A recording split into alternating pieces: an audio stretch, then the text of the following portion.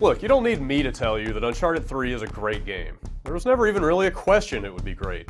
The only question you could ask about Drake's Deception is whether it breaks new ground in the action genre like its acclaimed predecessor did.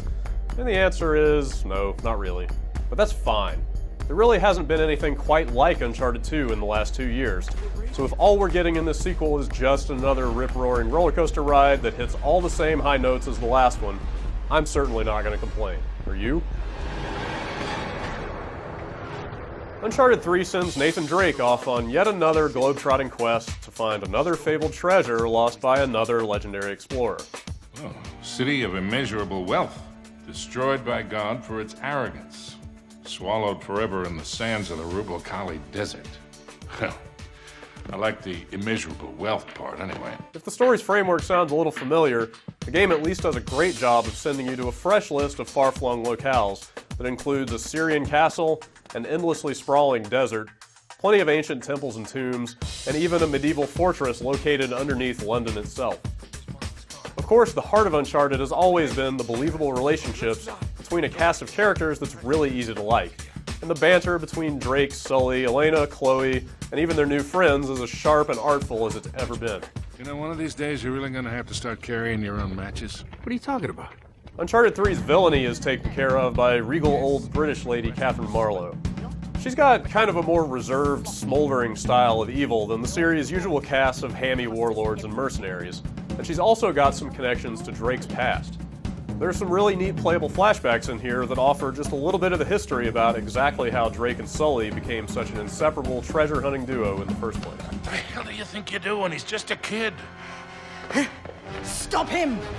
If there's some reason you didn't enjoy putting your hands on a controller and playing Uncharted 2, this game really won't change your mind.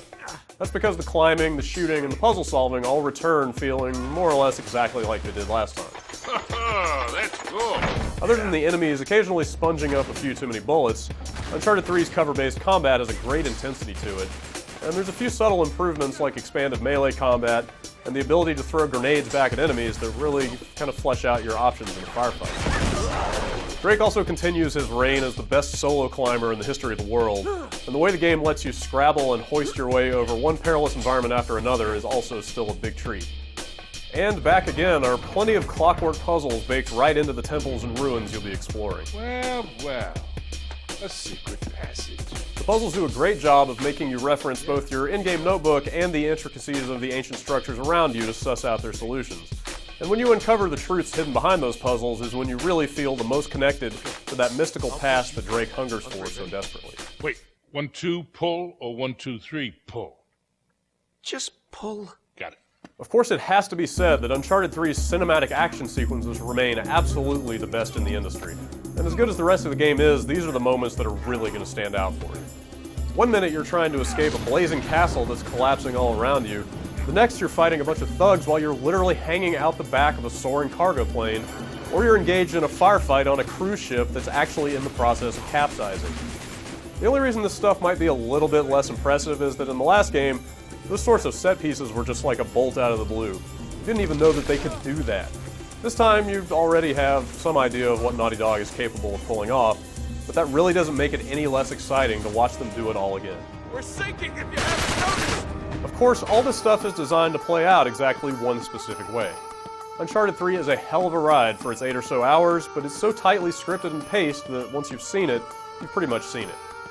Good thing there's also an amazingly robust multiplayer suite in here. This thing includes both the traditional competitive offering and a spate of cooperative modes, and it's all tied together by a really rich character progression system. Both of these modes let you unlock more weapon mods, perks, and cosmetic doohickeys than most players are even going to know what to do with.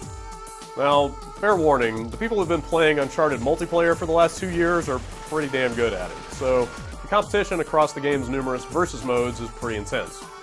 But it's all great fun and it's really well put together.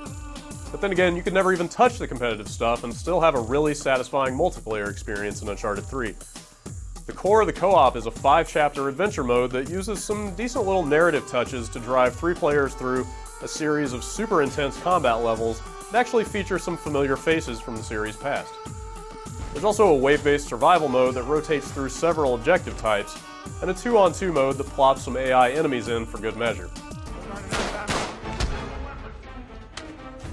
Uncharted 3 is another class act that knows exactly what kind of game it is and gives 110%, not just reaching, but surpassing its cinematic goals. Even if it sticks a little close to that fantastic formula that Naughty Dog hammered out in the last game, you can't really argue with more of a good thing, right? This is one of the best games of the year, one of the best games on the PS3, and you'd pretty much be crazy not to play it.